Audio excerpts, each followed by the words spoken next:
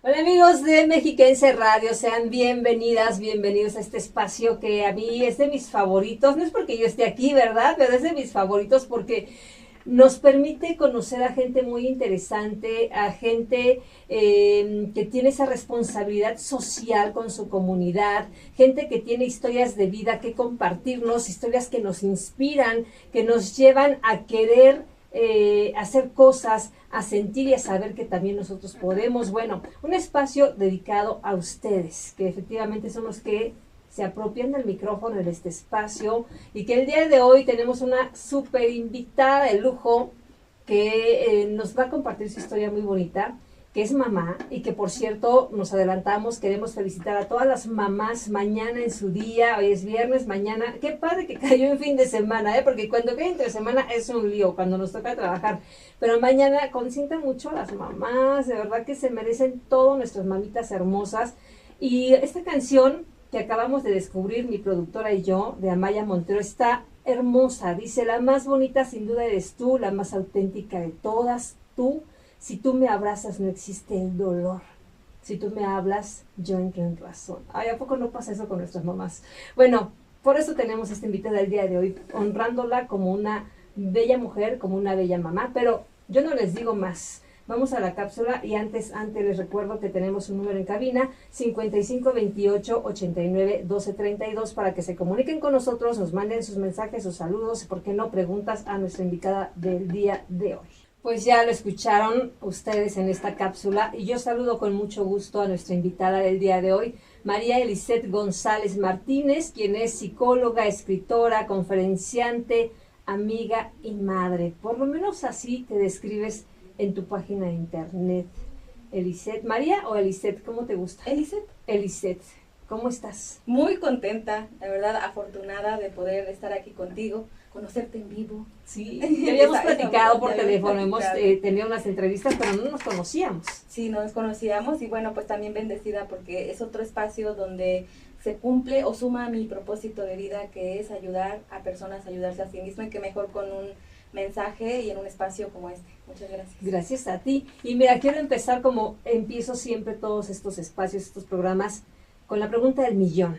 Digo, habrá quienes te conocen, tus pacientes, tus familiares, amigos, pero tal vez muchos de la audiencia no te conocen. ¿Quién es María Eliseth González? Una mujer resiliente, una mujer que viene de un contexto que por un momento odió tanto, como es la violencia intrafamiliar, pero que conforme fue creciendo y va sintiendo esa parte de querer ayudar a las mujeres que pueden estar pasando por un momento así, que fue donde dije, ¿para qué viví esto? Soy una mujer que se cree con mucho poder creador, una mujer que sabe escuchar, una mujer que sabe amarse ahora, porque antes nada más amaba, pero era un amor egoísta y hoy te puedo decir que amo porque me amo. Sí, yo creo que cuando la única manera en que podemos amar a un ser humano es primero amándonos nosotros mismos. Así es. Si no hay amor, es un amor, como dices, egoísta, un amor disfrazado, un amor que espera recibir a cambio de lo que da, ¿no? Y cuando es un amor puro, si te dan o no te dan, tú estás satisfecha. Así es. Porque en ti está el amor y lo haces genuinamente. Bueno, así lo percibo también sí, yo. Sí, exactamente. Y se dice fácil. Sí. Pero en realidad no, lleva un no proceso, de autoconocimiento, un proceso de autoperdón. También es algo que he descubierto en mí, el perdonarme porque nadie me hizo tanto daño como el que yo permití que me hicieran. Ay, eso suena fuerte, pero creo que nos pasa a muchos. Sí. O sea, creemos que la vecina nos hizo daño, que la amiga, el amigo, que los papás, ¿no? Siempre trasladamos todo lo malo que tenemos y somos a los papás a veces, ¿no? Y resulta que los que más decidieron hacerse daño consciente o inconscientemente es uno mismo. Así es. Wow, qué fuerte. Qué fuerte. Oye, pues para conocerte un poco más, cuéntanos, eres de aquí de Zumpango. Nací en Zumpango, Okay. Vivo en Tequisquiac. Vivo en Tequisquiac, allá, pues sí, prácticamente mis 45 años están en Tequisquiac. Desde chiquita te fuiste a vivir allá. Sí, pues de hecho aquí nada más es por nacimiento, en Zumpango, pero no quiero dejar de lado, pues es un municipio vecino de Tequisquiac, Y lo menciono cada que puedo, porque pues aquí nací, mi médico, el médico de mi mamá en ese entonces. Sí, aquí están los orígenes, claro. Sí. Así es. Ok, ¿y cómo fue tu infancia, Elise? Platícanos un poquito cómo era esa niña hace esos 45 años. ¿Qué le gustaba hacer? ¿A qué jugaba? ¿Con qué soñaba? Mira, yo soñaba con que me explicaran por qué yo no tenía una casa bonita, por qué yo no tenía ese papá que jugara conmigo. Yo me decía, pero ¿qué tengo de diferente como para que yo viva esas escenas que tengo todavía en mi mente y hoy las agradezco por muchas razones de vivir en violencia intrafamiliar? Papá alcohólico, mamá comprometida con el cuidado de nosotros, somos seis hijos, yo soy la mayor. Entonces, esa niña yo la veo, la volteo a ver y la veo tímida, o sea, creo que yo nunca me hubiera imaginado que pudiera estar hablando, que pudiera estar compartiendo, por ejemplo, en conferencias, en espacios, en escenarios de más de 600 hasta 1000 personas, hablando. Yo era tímida, era una persona que siempre estaba aislada, era una persona que yo me acuerdo mucho cómo estar recogiendo monedas de 10 centavos en ese entonces para poder ir a comprar tortillas y comíamos taco con sal. Me acuerdo mucho de esas escenas. Y esa es la niñez que O sea, había también pobreza. Sí, sí, carencia económica. Mamá trabajaba mucho, pero pues lo que trabajaba era pues para lo básico. Era lo básico, y cuando entré a la escuela y después vino la otra hermanita y que también la escuela, y después viene la otra hermanita y la escuela. Es que eran 6. Zapatos, y se empezó a sumar. Sí. Y pues la carencia también se hace más grande. Pero fíjate que la carencia, y yo lo veo que gracias a esa carencia fue que yo como adulta, bueno, en ese entonces como niña y la mayor, decía, ¿qué puedo hacer yo para que le apoye a mi mamá? Para que ella si trabaja, ¿qué puedo hacer yo? Y entonces empezaba a trabajar ahí en las casas, a ir a lavar los trastes, empezaba a ir a buscar la manera de cómo poder tener una moneda más. Para que cuando viniera mi mamá, pues dijera, a ver, yo les traje esto, pero mira, yo compré las tortillas, por ejemplo. Y esa es mi infancia. Nada que ver con la mujer que soy ahora, que yo les he preguntado en ocasiones cuando me dicen, es que en realidad, ¿cómo muestras tanta seguridad hoy? Y decía, pero es que con esa seguridad yo no nací y tampoco la tuve en mi infancia, pero fue gracias a que fui tan tímida que me di la oportunidad de su contrario, que es el atrevimiento. Cuando ya empezaste a conocerte, ¿no? Sí, no, pero más que a conocerme es a cansarme del sufrimiento. Okay. A cansarme de las carencias. Y a mis recursos, de 10, de 11, de hasta los 15 añitos, yo decía, ¿qué puedo hacer? ¿Qué hacía? Entonces fue ahí donde pude complementar un poco para no quedarme en el sufrimiento. Y de todos modos iba a sufrir, bueno, pues que sufriera obteniendo algo que pudiera beneficiarme y también beneficiar a mis hermanas y a mi mamá en ese entonces. ¿Sufriste de violencia física, emocional? Emocional, porque quien sufrió de violencia física y que yo lo veía era mi mamá. Okay. Entonces, emocional, pues yo creo que es casi lo proporcional. No recibí golpes físicos, pero lo emocional, el miedo, la impotencia, el sentirme tan chiquita y de no poder quitar a mi papá, por ejemplo, de mi mamá, de que la jaloneaba y todo. Entonces, eso también son golpes. Y eso yo lo veo ahora con muchas mujeres, hablando de que estamos en este contexto de se acerca el Día de la Mamá, el día de mañana, y muchas mujeres venimos de ese contexto, pero muy pocas agarramos ese coraje o ese miedo a seguir ese patrón para poder darle la vuelta y tener otro estilo de vida. Tal vez, como decías, no han llegado al hartazgo. Exacto, la tolerancia al sufrimiento. No se llega al hartazgo, o hay hartazgo, pero no se harta uno de ese hartazgo.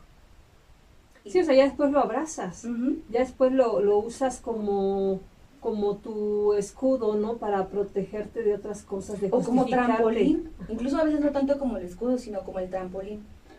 Un trampolín, porque te das cuenta que una vez tocando fondo, no hay otra opción más que o agarrarte, impulsarte, o mantenerte ahí. Quedarnos en la resignación a decir, ¿qué pasaría si yo acepto lo que estoy viviendo? Y la aceptación es un punto de partida, la resignación es el punto de llegada. Frases típicas, ya me jodí, así nací, así me tocó vivir mi familia es Es así, mi cruz que es tengo mi que cruz. cargar. Y que eso, fíjate Sí. que como niños hay frases típicas, como adolescentes hay frases típicas, y como adultos también hay frases típicas que vamos como enmascarándolas para que no se den cuenta que soy víctima y que no me quiero hacer responsable. Entonces, eso yo lo veo así como fue mi trampolín, porque dije, no, sí estuve harta de ese hartazgo, me dolió tanto la carencia, que pues dije, hay muchas maneras y las debo de experimentar yo porque a mí no me las enseñaron. Sí, fíjate que coincido mucho contigo, Eli, de ese hartazgo, de ese querer ser, que tu vida sea diferente. Me estoy identificando mucho contigo porque sí, yo también fui una niña y yo sí sufrí de violencia física, física, verbal, emocional, que me sentía que no tenía identidad, ¿no? Y ahora pues cuando ya estás harta de una situación así, como dices, te sirve de trampolín para despegar y ser esa mejor versión, ¿no? Descubrir esa mejor versión que hay en ti, que a lo mejor antes te creas incapaz. Sí, y fíjate que el hartazgo es el primer paso, porque el segundo paso es la valentía. Porque, ok, me salgo del contexto, ¿y ahora qué hago? Porque viene un mundo de incertidumbre, de ¿y qué tal si me equivoco? ¿Y qué tal si lo hago mal? ¿Y qué tal si le fallo a quien me Y está que no es viendo? fácil, ¿eh? Y no es fácil, entonces No, esa no. valentía. Y después viene otro paso, que es la estima. ¿Qué tanto me estimo? ¿Qué tanto me creo capaz para poder mantenerme en ese salto que di, porque es un lugar desconocido? Y muchas veces yo me encontré con una autoestima muy débil. Y muchas veces creemos que debemos tener autoestima para poder tener cambios radicales. Y no, porque la autoestima se va desarrollando con base a las decisiones y a los acuerdos que yo voy tomando y que incluso me atrevo a hacerlo. Por eso te decía que el siguiente paso después del hartazgo, pues es la valentía. Sí. Digo, ya nos compartiste un poco de tu infancia que no fue fácil, fue difícil, fue dura, pero ¿a qué otros desafíos te has enfrentado en la vida? Yo metí la tarea de scrollearte, como dicen, ¿no? En las redes sociales, ver tu página en internet y decías en una parte que te has enfrentado a desafíos en la vida. Sí, pues mira, el primero es el descubrir caminos. Yo creo que el primero es el de tu infancia, es un gran desafío. Ese fue un gran duda, desafío, ¿no? en donde yo para poder hacer la diferencia, ese desafío, mira, hoy te lo puedo explicar en resumen, que es atreverme a soltar mi historia, atreverme a soltar esas experiencias, por muy dolorosas que hayan sido, a soltarlas, porque yo no podía seguir creciendo con esas experiencias, con esos traumas, con esas emociones. Es como si tú tuvieras un canasto y ahí están todas mis experiencias y yo quiero ir a otro contexto. Vamos a poner un jardín de flores marchitas y yo quiero ir a un jardín que tiene flores bonitas. Yo debo de vaciar lo que ya está marchito, lo que ya pasó, para poder llenar con nuevas flores que incluso en algún momento también se van a marchitar. Porque esas te podría decir que son las de mi adolescencia. En empezar a decir, pues si ya terminé la primaria, pues ahora me voy a la secundaria. Yo quería ser periodista. ¿Ah, sí? Sí, yo quería ser periodista. Okay. Y eso estaba en mi mente. Y mi mamá me dijo, mira, no puedo darte como más allá de la secundaria. Entonces entré a una escuela para estudiar secretariado bilingüe. Y no era bivalente en ese entonces. Te digo que tenemos muchas cosas en común. Yo también estudié para asistente ejecutivo. No bilingüe, pero igual. Sí, eran las carreras de ese entonces, las técnicas. Sí. Y entonces mamá dice, creo que no voy a poder en una universidad. Pero dije, entonces secretaria y bilingüe para darle ese plus. Y entonces ahí fue donde ya como adolescente dije, sí, yo puedo. Y cuando yo veía que mi mamá se estresaba mucho, en los últimos semestres del secretariado empecé a trabajar. Entonces yo estudiaba y trabajaba. Y cuando terminé de estudiar el secretariado, pues se viene la oportunidad de que en la UAM de Zumpango empezara yo a hacer mis prácticas. Y se abrió una plaza de secretaria. Entonces, como yo era muy comprometida, yo a lo que iba. Y ese era otro desafío, no dejar pasar las oportunidades que tenía en ese momento. Porque ya era como empezar a ganar de la monedita de 10 pesos, empezar a ganar 100 pesos, 200 pesos. Y entonces fui de las que, digo, si ahí por ahí me están escuchando mis colegas, Gaby, Norma, Chayo, que las recuerdo mucho porque fueron mis primeras compañeras en la universidad como secretaria. Y entonces me dice una de ellas, Gaby, oye, se abrió una plaza de secretaria, ¿quieres ir a hacer examen? ¿Qué hice? Le dije sí. y me fui a Toluca a hacer el examen. Y ese desafío de ir a otro municipio lejano sin conocer, yo no había viajado en el metro, yo no había viajado en autobús a grandes distancias. Y entonces hago el examen y quedo y empecé a ser secretaria en la universidad. Ok. Otro desafío fue que dije, a ver, ¿y qué pasaría si soy secretaria y empecé a estudiar la preparatoria abierta? Porque no era bivalente en ese entonces. No había esa continuidad, ¿no? Que ahora sí se puede. Y el trabajar, el estudiar, no es nada fácil. Así es. Pues mira, se nos está yendo rápido el tiempo, tenemos que hacer una pausa. Y antes tenemos un mensaje, dice, buenas tardes, ¿cómo se puede acceder al programa? Gracias. Bueno, pueden, si no se escucha en su zona, que es el 88.5 de FM, pueden visitar la página en internet sistemamexiquense.mx. Ahí le dan clic en el apartado que dice radio y seleccionan el 88.5 de FM. Pues tenemos que hacer una pausa y regresamos para continuar con tu historia de vida que me parece muy interesante, María Eliseth González Martínez. La más bonita sin duda es mi mamá. Pues sí, es que cada quien, ¿verdad? Ve a su mamá con los espejos, con los ojos y el alma que tenemos cada uno, ¿no? O sea, la verdad los papás hacen las cosas, bueno, la gran mayoría, porque sí, hay veces hay papás que dices que bárbaros, pero yo creo que la gran mayoría de los papás, sobre todo las mamás, lo que hacen por los hijos es por amor. A veces no lo entendemos, no lo alcanzamos a comprender hasta que pasan los años y decimos, qué sabia es mi mamá. Pero bueno, aquí tenemos una mamá muy bonita, muy sabia, muy luchona también, perseverante. María Eliseth González Martínez, quien es psicóloga, escritora, conferenciante, amiga y madre. Y después vamos a hablar de su etapa como mamá, ¿por qué no? Pero bueno, estábamos hablando de tus inicios. Eli, cuéntanos, ¿en qué momento dices querías ser periodista, estudié para secretaria? ¿En qué momento tú dices, no, creo que mi vocación está en ser psicóloga y ayudar a otras personas a reencontrarse como lo hice yo? Sí, te digo que ya como adolescente, ya el pensamiento cambia, los recursos ya son otros, las puertas ya se ven más cerca que podemos entrar. Entonces, cuando yo ya era secretaria en la universidad, recuerdo que en una ocasión el director en ese entonces me manda ahí los bonches de documentos para archivar y venía un folder muy grueso y era el plan de estudios de la carrera de psicología que se iba a sumar a las licenciaturas que ya estaban en ese entonces. Okay. Entonces yo empecé a ojear y decía, licenciatura en psicología, y empecé el programa de estudio, cuál era el objetivo, el perfil de ingreso y el de egreso. Dije, qué bonito se escucha esto. O sea, como que te fue llamando. Me llamó ese choncho, ese papel, ese bonche de hojas en un folder que yo iba a archivar. Y entonces decía, hay requisitos, bueno, pues el certificado de bachillerato, yo todavía no terminaba la prepa abierta, entonces, ¿qué hice? Le eché más ganas, terminé la prepa abierta, hice el examen, y bueno, pues de ahí fue el origen del inicio, pero yo ya tenía 25 años.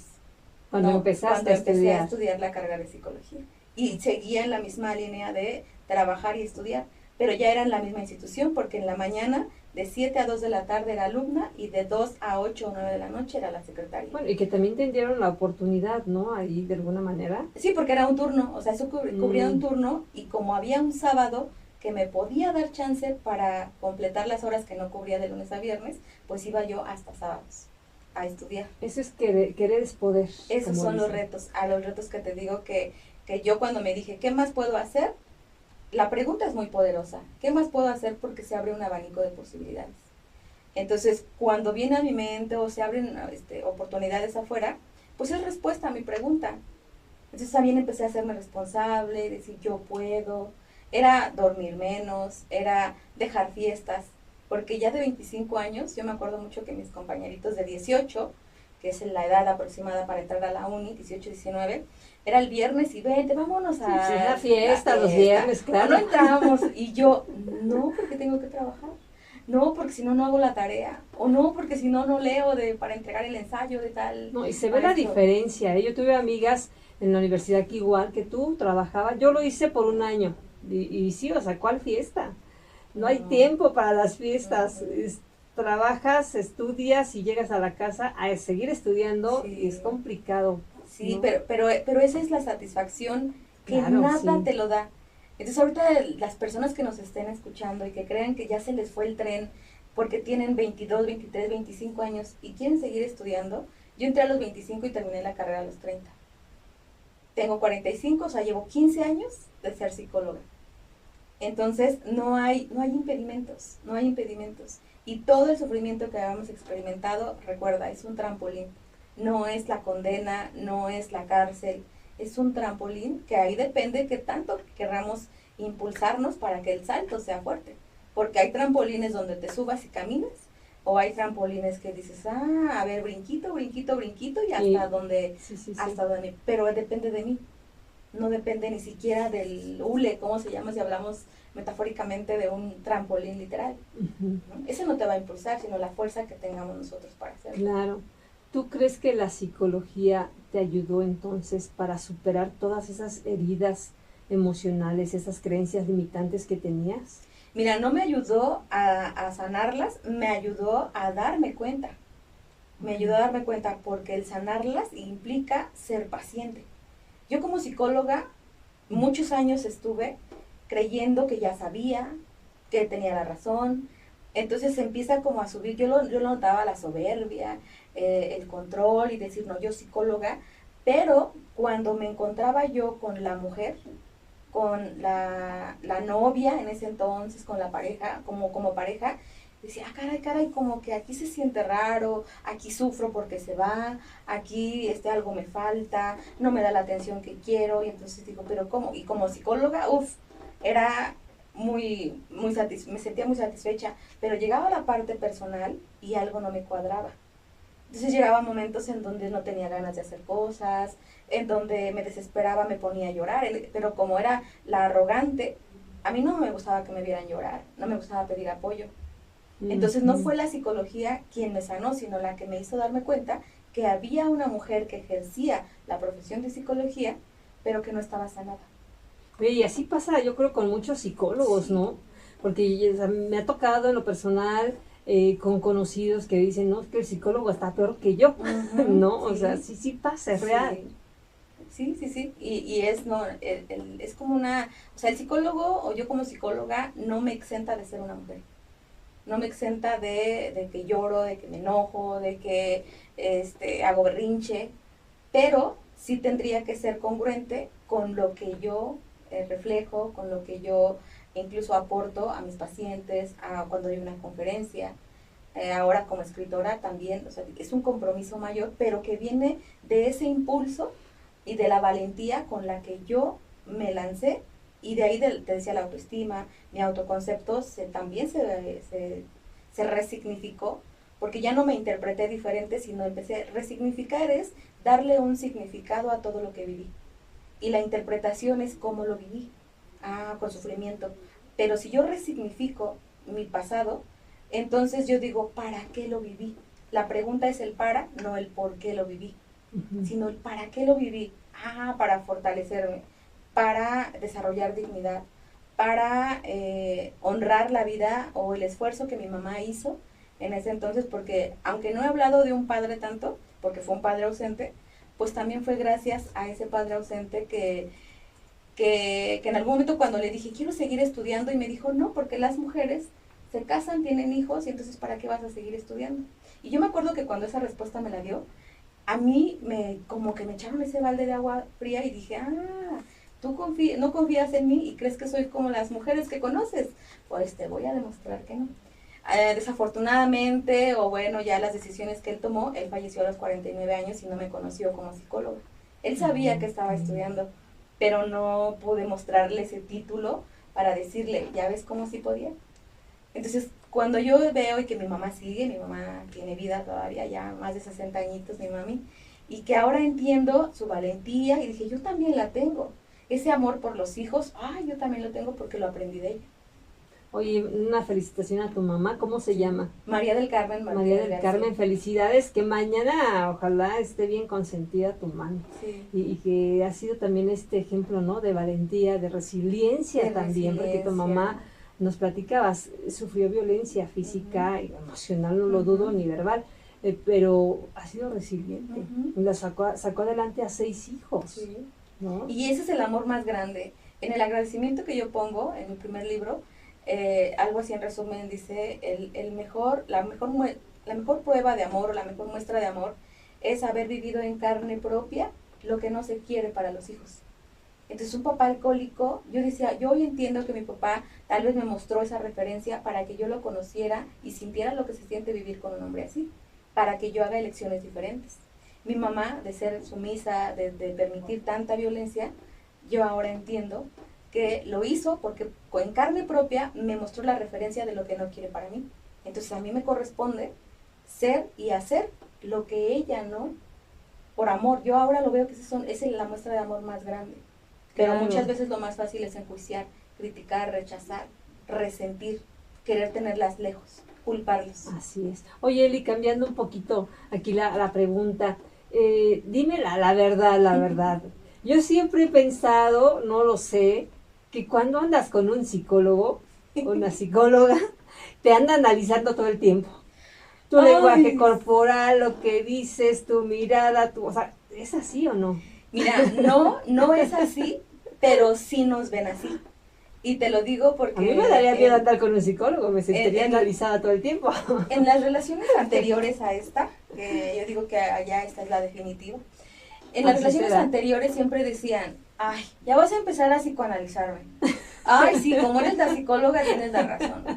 Entonces empezaba un poquito en mi relación actual y yo le decía, ay, qué difícil, y me lo llegó a decir, qué difícil es tener a una pareja psicóloga. Y le dije, mira, yo nunca he dado esa respuesta, pero te voy a decir algo. Tú puedes decir qué difícil es tener una pareja psicóloga o qué bendición es tener a una pareja psicóloga. Porque yo no tengo la razón, pero puedo ver algo que tú no ves. Y si tú me escuchas en donde no te estoy criticando, sino mi intención es apoyarte y que te des cuenta de lo que tú no ves, entonces creo que vas a dejar de tenerme miedo o de no querer compartirme. Y a partir de ahí, dijo, es verdad, es que aprendo muchas cosas gracias a que tú puedes ver algo, pero no me ve como yo sí dije, no soy la psicóloga, incluso a veces hasta digo cosas, y me dice, es que nunca me imaginé que una psicóloga hablara así, dijera un chiste, hiciera cual maña o un gesto. Me decía, nunca me imaginé, porque soy humana, o sea, aparte de ser psicóloga, soy mujer, y tú te estás relacionando con una mujer, no con la psicóloga. Psicóloga soy en el consultorio. Fuera del consultorio. Sí es fácil separarlo. Sí, pero es la manera en cómo yo me muestro. Ajá, te digo, ok, a ver, cuando incluso me llega a decir mi pareja, oye, a ver, mira, dame tu punto de vista como psicóloga. Y te dije, no, si quieres, ve a terapia y que tu psicólogo o psicóloga te diga lo que tú quieres escuchar. Yo te puedo dar mi punto de vista, pero muchas veces me voy a mejor a callar, voy a omitir mi comentario porque yo no soy quien para decirte, y más en una decisión importante, que es la de su vida, que yo misma estaría moldeando a un hombre. Yo no quiero moldear a mi hombre, yo quiero que el hombre se moldee para que se comparta conmigo auténtico, no por algo que yo estoy moldeando. Así y más ocupando mi profesión. Es complicado porque son utilizar palabras donde no se sienta criticado, donde no se sienta juzgado, donde no se sienta inferior también. Así es. Bueno, el tiempo se está yendo rapidísimo. Nuevamente tenemos que hacer una pausa, Eli. Regresamos para que nos platiques también cómo es esta profesión bonita, maravillosa que ejerces, cómo también te desprendes de tanta cosa que escuchas de tus pacientes y cómo podemos también que nos des un consejo, unas palabras de ánimo para todas las mamás que nos están escuchando, que justamente no se sienten valoradas, no sienten que tengan una identidad propia, no sienten ese amor propio. Bueno, sería interesante escucharte como psicóloga y como mamá también. Okay. Gracias por continuar en sintonía del 88.5 de FM.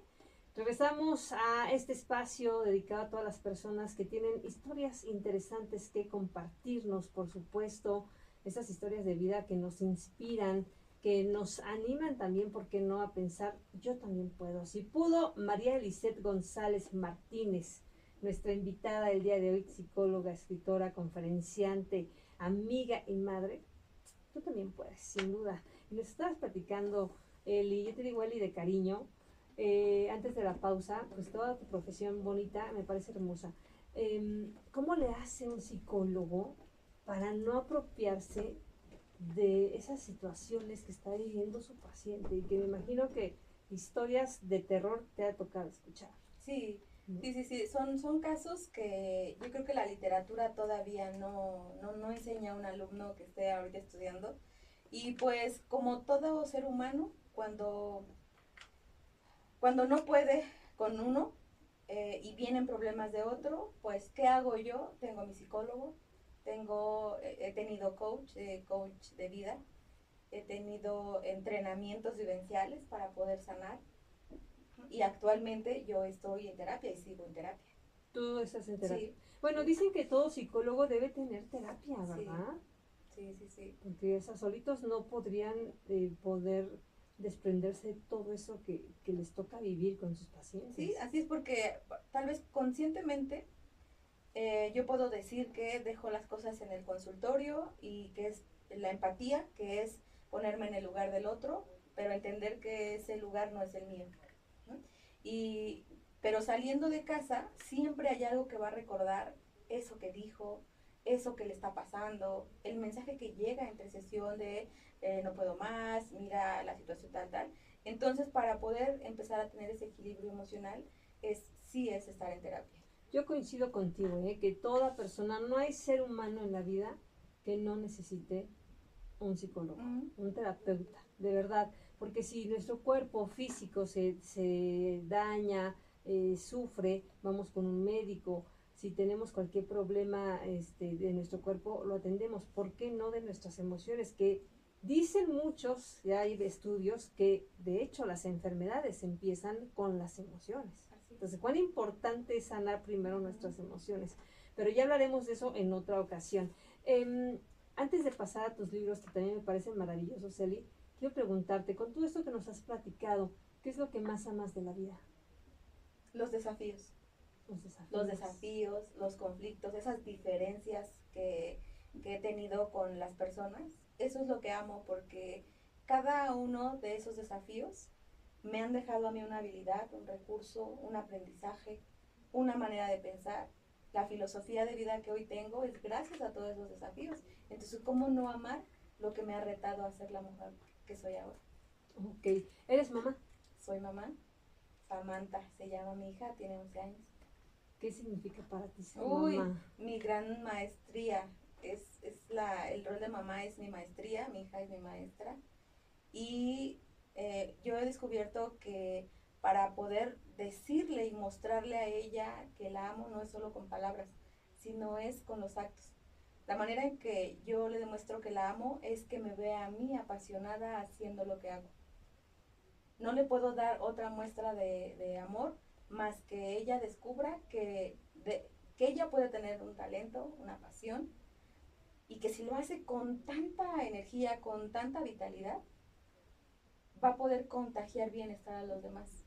Pero yo no puedo decirle la amo y no ser la mujer que quiero ver en ella cuando tenga mi edad, por ejemplo. ¿Cómo ser? Y pongan atención, mamás que nos están escuchando, porque esta respuesta que nos va a dar Eri seguramente también te va a ayudar a ti.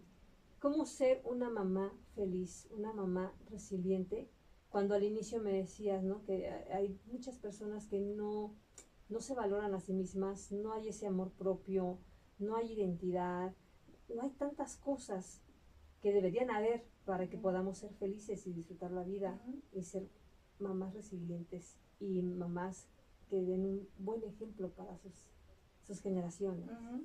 Pues es que mira, el ser mamá ya es, ya es un buen motivo para poder ser feliz o para poder demostrar que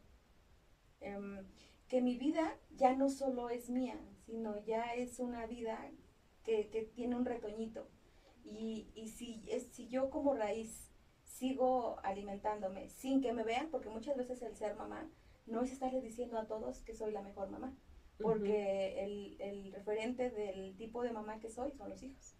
Entonces yo de seguir siendo esa mujer resiliente, para que de esta mujer resiliente salga el rol de mamá, porque soy una persona con poder creador, porque soy una mamá que inició con un apego tan grande a mi hija, de tenerla en brazos, pero también esta mamá sabe que debe de ir soltándola poco a poco para que cuando ella decida no estar cerca de mí, yo la siga viendo con felicidad, con orgullo, con satisfacción, aunque no me elija en el resto de su vida.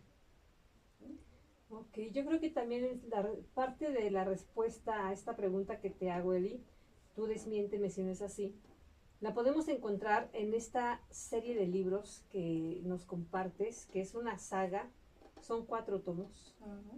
Platícanos de Sí. esto.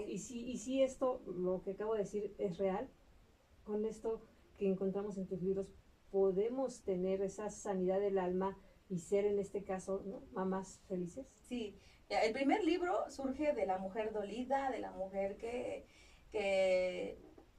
no le fue bien en el amor, en la relación de pareja, y se llama Gracias por no estar cuando te necesito. Ese es tu primer libro, ese es el primer libro. primero que escribiste. El primero. Sí. Y 2 años después, sale no un libro, sino 4 libros. Y los quise publicar juntos porque cada inicial, la primera palabra de cada libro, forma la palabra amar. Y el primer libro se llama Amarte para amar, mereces vivir en armonía. Si yo no me amo, yo no me voy a dar permiso de un merecimiento de bienestar. Sí. Y si yo no me aprecio lo suficiente, yo no voy a valorarme y a valorar lo que puedo impactar. Y el último es respétate, ten dignidad, porque ese habla de una vez que me sé, una persona amorosa, que me sé merecedora de vivir en armonía, y que además la palabra aprecio viene de sin, que es el prefijo sin, precio.